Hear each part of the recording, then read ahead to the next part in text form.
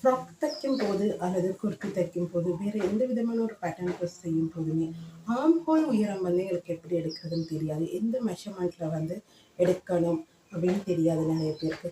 சிலர் வந்து ட்ரெஸ்ஸை வந்து வச்சு அப்படியே நீங்கள் வரைவீங்க. அந்த ட்ரெஸ்ஸில் இருக்கிறது ஏதாவது மிஸ்டேக்ஸ் இருந்துச்சுன்னா அந்த ட்ரெஸ்ஸில் இருக்கிற மிஸ்டேக்கை நீங்கள் புதுசாக தைக்க போகிற ஒரு ட்ரெஸ்லேயும் வரும். ஸோ சரியான முறையில் ஆம் ஹோல் ஹைட் வந்து எப்படி எடுக்கிறது அப்படின்னு தெரிஞ்சுக்கிறதுக்கு இந்த வீடியோவை முழுமையாக பாருங்கள்.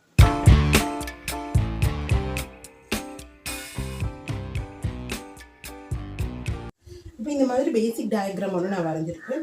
இது வந்து உயர பக்கம், இது அகல பக்கம், இந்த இடத்துல ஷோல்டர், இந்த இடத்துல நெக். இது வந்து வளமையாக தெரியும் உங்களுக்கு எல்லாருக்கும் செய்கிறதுக்கு.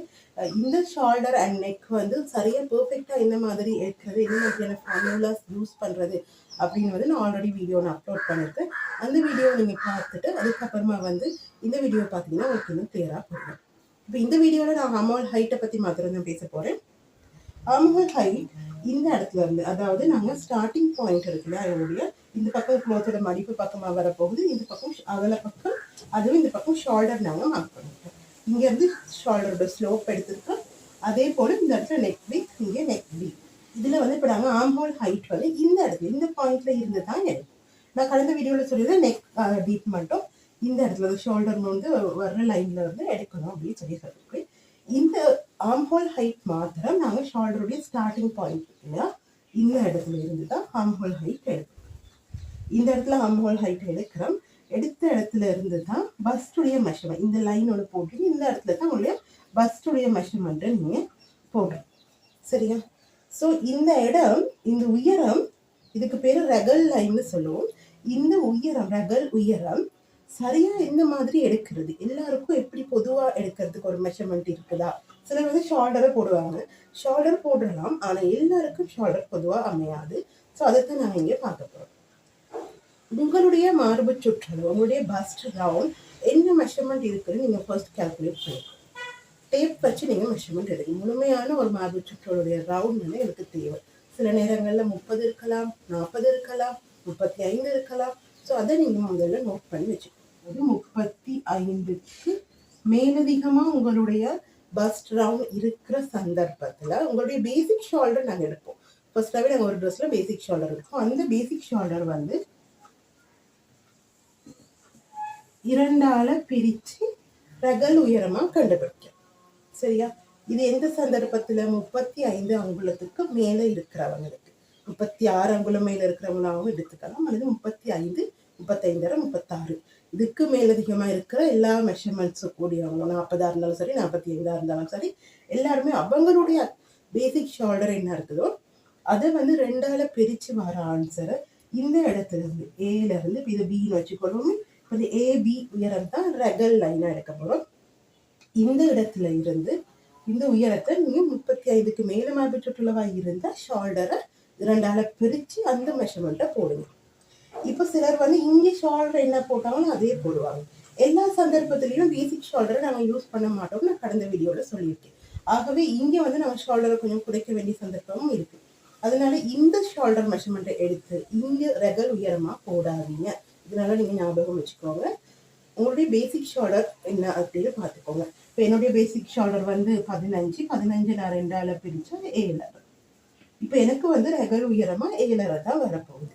ஆனால் நான் இப்போ இந்த ட்ரெஸ்ஸில் வந்து என்னுடைய ஃபார்முலாவை மாற்றிருக்கிறேன். இந்த ட்ரெஸ் எனக்கு டைட் ஃபிட்டிங்காக வேணும் அப்படின்றதுனால ஃபார்முலா மாற்றிருக்கேன். நான் கடந்த வீடியோவில் ஷோல்டர் ஃபார்முலா பற்றி பேசியிருக்கேன்.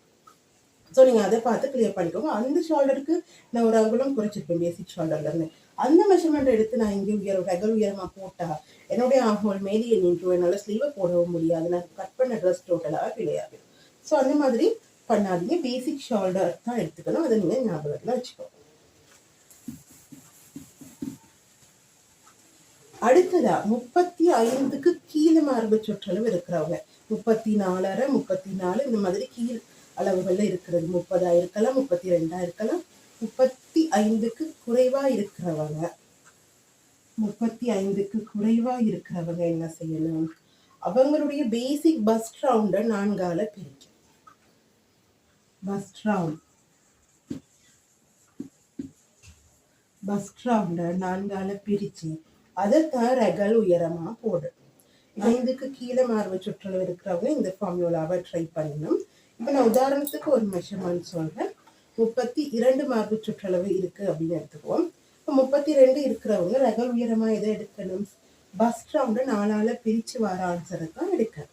ஸோ அவங்களுடைய பஸ்ட் ரவுண்ட் எவ்வளோ? 32. அப்போ அவங்களுடைய பஸ்ட் ரவுண்டை தான் பிரிக்கும்.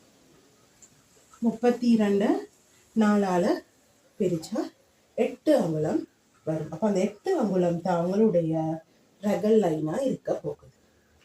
அதாவது பேசிக் மார்பு சுற்றளவு 35க்கு அதிகமா இருக்கிற சந்தர்ப்பத்துல ஷோல்டர் மெஷர்மெண்ட்டை வந்து 2ஆல பிரிச்சு அது ரகல் உயரமா எடுத்துக்கோங்க. 35க்கு குறைவா இருக்கிற சந்தர்ப்பத்துல மார்பு சுற்றளவை 4ஆல பிரிச்சு அது ரகல் உயரமா எடுத்துக்கோங்க. அதுவும் நீங்க மார்க் பண்ற இடத்தை கவனிக்கணும். இங்க இருந்து இப்ப நாங்க ஷோல்டரை வந்து இந்த இடத்துல ஸ்லோப் பண்ணிடுவோம். இங்க இருந்து எடுத்தீங்கன்னு சொன்னா பிளாது. ஸோ இந்த பாயிண்ட்ல இருந்து தான் ரகல் உயரத்தை நீங்க குறிக்கும். இங்க இருந்து நாங்க குறிக்க போறோம்னு சொன்னா இப்ப இந்த இடத்துல நாங்க அரை அங்குலம் கீழே பணிச்சிருக்கிற சந்தர்ப்பமும் இருக்கு, ஒரு அங்குலம் படிக்க வேண்டிய சந்தர்ப்பமும் இருக்கு. ஸோ அந்த சந்தர்ப்பத்துல எங்களுடைய ரகல் லைன் உயரம் கூடிடும். இப்போ இங்க இருந்து எடுத்தீங்கன்னு சொன்னா எனக்கு இங்க இருந்து 8 குறிக்கணும்னு சொன்னா அப்ப இங்க இருந்து குறிக்கும் போது 8, இப்போ மேல இருந்து பாத்தீங்கன்னா 9 ஆகிடும்.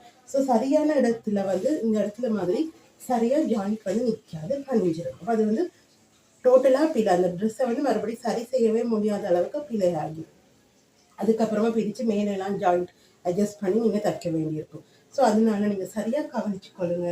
இந்த உயரத்துல இருந்து அதாவது ஏன்னு நான் மார்க் பண்ணிருக்கேன் அந்த இடத்துல இருந்து இந்த டி வரைக்கும் தான் எங்களுடைய ரகல் லைனா வரப்போகுது. நிறைய இந்த ஸ்டூடெண்ட்ஸ் மிஸ்டேக் பண்றது இந்த இடத்த சொல்லி கொடுத்தோம்னு சொன்னா இங்க இருந்து மார்க் பண்ணாம இங்க இருந்தோ அல்லது கழுத்து இடத்துல இருந்தோ மார்க் பண்ணியிருக்காங்க. ஸோ அதனால தான் நான் ஒரு கிளியரான ஒரு வீடியோ போடணும்னு நினைச்சேன்.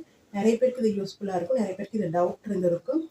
ரகல் உயரம் எப்படி கண்டுபிடிக்கிறது, எந்த மாதிரி ஆம்ஹோலை வரைகிறது அப்படின்னு சொல்லி இந்த இடத்துல இன்னொரு ஷேப்பும் நான் வந்து பண்ணிடுறேன். உங்களுக்கு ஆம்ஹோல் வரைகிற மெத்தடையும் இந்த இடத்துல கொஞ்சம் வந்து கிளியராக எக்ஸ்பிளைன் பண்ணிடுறேன். இங்கேருந்து ரகல் உயரம் நாங்கள் எடுக்கலாம். இந்த இடத்துல உங்களுடைய மார்பு சுற்றளவை நீங்கள் குறிக்கிறீங்க. மார்பு சுற்றளவை வந்து 4ஆல பிரித்து குறிக்கிறீங்க. அதுக்கு வந்து தையலுக்காக ஒரு அங்குலமும் லூஸ் மெஷர்மெண்ட் தேவை. எங்களுக்கு வந்து ஒரு ட்ரெஸ்ஸுக்கு வந்து லூஸ் மெஷர்மெண்ட்டோட தேவை, அதுக்காக ஒரு அரை அங்குலமும் சேர்த்து மொத்தமாக இதுக்குள்ள உங்களுடைய மார்பு சுற்றளவு அளவை நீங்கள் குறிச்சு கொள்றீங்க. அங்கே இருந்து நேராக இந்த மாதிரி நேர்கோடு போட்டுட்டீங்க. நேர்கோடு போட்டுட்டு இந்த 2 லைன்லையும் அதாவது மேலே இல்லை ஷோல்டர் முடிகிற இடம் இங்கே இருந்து இங்கே வரைக்கும் இந்த லைனோடைய மிட் பாயிண்ட்டை பார்க்குறீங்க. டேப்பை இப்படி வச்சு நீங்கள் ஃபோல்ட் பண்ணலாம். ஃபோல்ட் பண்ணீங்கன்னா மிட் பாயிண்ட் கண்டுபிடிச்சிடலாம். அந்த மிட் பாயிண்ட்ல இருந்து அரை அங்குலம் உள்ள எடுத்தீங்கன்னு சொன்னா இந்த மாதிரி இந்த பாயிண்ட்ல இருந்து இந்த இடத்துல இப்படி கனெக்ட் பண்ணிட்டு இங்க கீழே நீங்க வளைவை ஃப்ரீ ஹேண்டாவே உங்களுக்கு வரையக்கூடியதா இருக்கும். இது வந்து ஃப்ரண்ட் ஆர்ம் ஹோலா வரப்போகுது. பேக் ஆர்ம் ஹோல் வந்து